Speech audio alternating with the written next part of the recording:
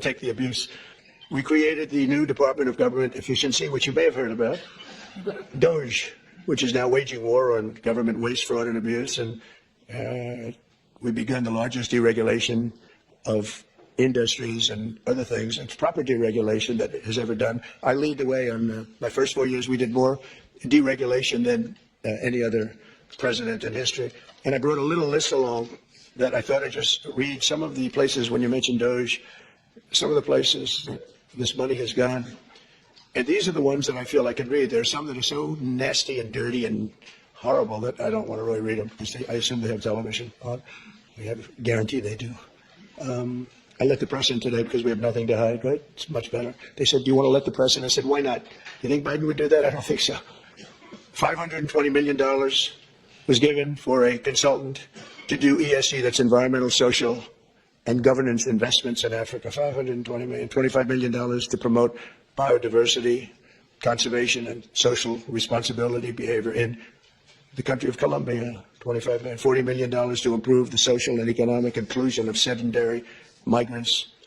They have no place in particular they were thinking of. There is no location. The money was sent out, but they have no idea where it's going. $42 million for social and behavior changes in Uganda, and $10 million for Mozambique medical male circumcision. People that will have to be circumcised in Mozambique. $14 million for improving public procurement in Serbia.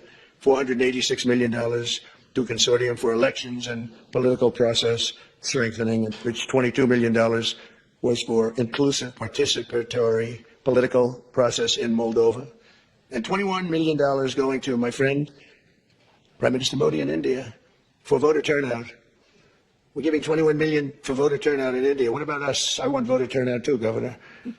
$29 million to strengthen the political landscape in Bangladesh. Went to a firm that nobody ever heard of. Got $29 million. They got a check. Can you imagine? You have a little firm, you get 10,000 here, 10,000 there.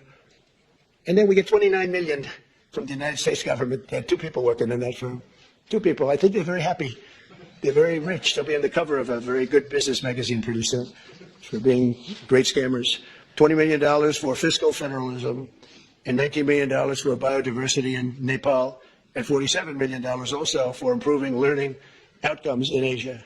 Asia got a lot of money. $50 million plus another $50 million for condoms for Hamas. They gave $50 million. It worked out so well, they gave another $50 million a little bit later. Condoms, $100 million for Hamas. And we're also uncovering outrageous incompetence and fraud in the Social Security. And I read this last night, so Governor, you're going to be bored hearing this, but you never get bored because it's not possible to even believe it. So if you live 100 years, it's a long time, but let's assume that they had millions and millions of people living because they have like 10 million people in the Social Security living. But let's go over 100. So now you're more than 100 years old. We have 4.7 million Social Security numbers, people from the age of 100 to 109. So if you're 100 to 109, we have 4.7 million people on our Social Security rolls, right? No, that's a lot of people. I knew one guy who was 100. The great Lenny Litwin, who was a builder in Manhattan. He lived to 103. You know him. He was one of the greatest builders. He was so happy. The reason he lived, he loved building. He'd build a building a year, right? Never had a problem. You knew Lenny Litwin, I would think, Governor. He was a great guy and got along with everybody. He got along with Democrats, Republicans. Everybody loved Lenny. When he died, it was a bad day for New York, I'll tell you. He was a great guy. But he lived to 103, 104 because he just loved his business. He was designing a new building at 103, and that was the end of it. He didn't quite get the design finished. But you had 3.6 million people aged 110, substantially older than good old Lenny. From 110 to 119, you have 3.6. These are the people on the rolls. And we're looking to see whether or not they've been paid, because if they've been paid, they're just using those numbers to take out the money, all the money that's paid to those people. 3.47 million people from the age of 120 to 129. 3.9 million people aged 130 to 139. 3.5 million people aged 140 years old to 149 years old. I think this is the case for Pam. I think I might give you this, Pam, just you can have it. In fact, I will. 1.3 million from age 150. There's 1.3 million people, they're saying, are alive and receiving Social Security. Now, that's the only thing we're checking. Are they receiving it? Because if they're receiving it, that makes it much worse. If they're not receiving it, that just makes it incompetent. They shouldn't be in the rolls. And the only thing good about this is that when we take all these people off the rolls, and we have tremendous fraud underneath with people that or 80 and 60 and 50 and everything else. But this is really incredible. 1.3 million from 150 to 159, and over 130,000 people are on the rolls of Social Security over the age of 160 years old, including 1,039 people between the ages of 220 and 229. So we have, think of that, we have 1,039 people who are 220 years old to 229.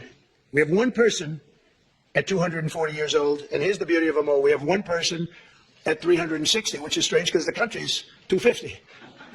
So it's been there 110 years older than the country. Here, Pam, you better take a look at this.